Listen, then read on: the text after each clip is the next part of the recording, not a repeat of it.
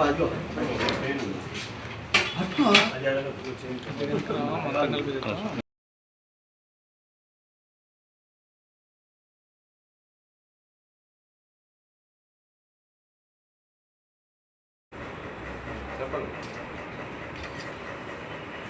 Sir. Media మిత్రులందరికీ good afternoon. ఇది science snatching case.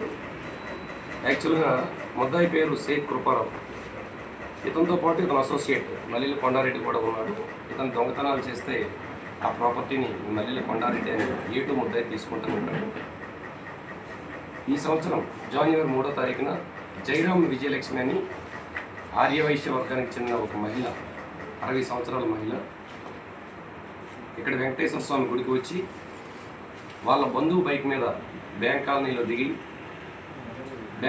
దిగిన తర్వాత వాళ్ళ బంధువు వెనక్కి వెళ్ళిపోతాడు. ఈ ఇంటికి నడుచుకుంటూ వెళ్తూ ఉండగా ముద్దాయి A1 షేక్ కృపారావు బైక్ మీద మాస్క్, జర్కిను, హెల్మెట్, ఒక బ్లాక్ యూనికార్న్ బైక్ మీద వచ్చి చుట్టూ పరిసరాలను అప్పటికే గమనించుకొని ఎవరూ లేని విషయాన్ని గమనించి ఈ మహిళ దగ్గరికి వెళ్ళి ఆమెను మాటల్లో పెట్టి ఒక్కసారిగా మెడలో ఉన్న 3 సవర్ల బంగారు చైన్ని బలవంతంగా లాక్కొని వెళ్ళిపోతాడు.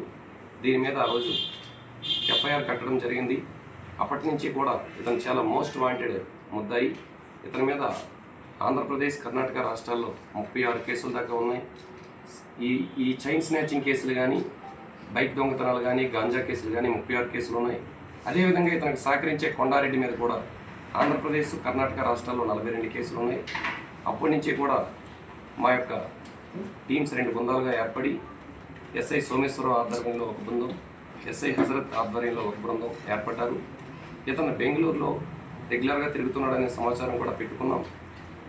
ఈ నెల 25 అనగా ఈరోజు ఉదయాన్న 10:30 సమయంలో మరలా ఈ దొంగతనం నేపథ్యంలో అతను చిలకలూరుపేట పట్టణంలో ఎంటర్ అయ్యాడనే సమాచారం వచ్చింది.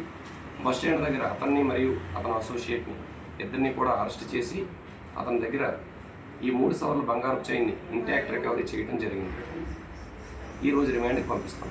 అదేవిధంగా మీడియా మిత్రులు, ఈ మీడియా వేదికగా ఇంకొక విషయం చెప్పదలుచుకున్నాం. బంగారం రేట్లు బాగా పెరిగాయి కాబట్టి ప్రజలందరూ కూడా అప్రమత్తంగా ఉండమని మరొకసారి హెచ్చరిస్తున్నాం. నెంబర్ ఆఫ్ టైమ్స్ మేము ఆల్రెడీ అవేర్నెస్ మీటింగ్స్ కండక్ట్ చేస్తున్నాం. ఇంతకు ముందు వరకు ఒక ఎత్తు అయితే ఇప్పుడు దొంగలంతా కూడా బంగారం మీద పడుతున్నారు.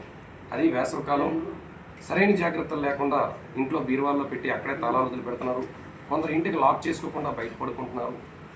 ఇట్లాంటి నిర్లక్ష్యపూరిత వైఖరి వలన దొంగతనాలు ఎక్కువగా జరుగుతున్నాయి. కాబట్టి అందరినీ జాగ్రత్తగా ఉండమని చెప్తున్నాం. బయటికి వచ్చేటప్పుడు కూడా మెడ నిండా ఆభరణాలు వేసుకోవద్దని చెప్పం. వేసుకున్నప్పటికీ కూడా తగు జాగ్రత్తలు తీసుకోమని కూడా చెప్తున్నాం. మేము కూడా ఆల్రెడీ ప్రివెంటివ్ యాక్షన్స్ తీసుకుంటున్నాం. అదేవిధంగా ఈ బైక్ దొంగతనాల మీద కూడా ఆల్రెడీ టీం ఫామ్ అయింది, సస్పెక్ట్స్ని తీసుకొస్తున్నాం. వాటి పట్ల కూడా రాత్రిపూట గస్తీలు కూడా పెంచాం. సో అందరికీ మరొకసారి విన్నవిస్తున్నాం, జాగ్రత్తగా ఉండమని. Thank you very much.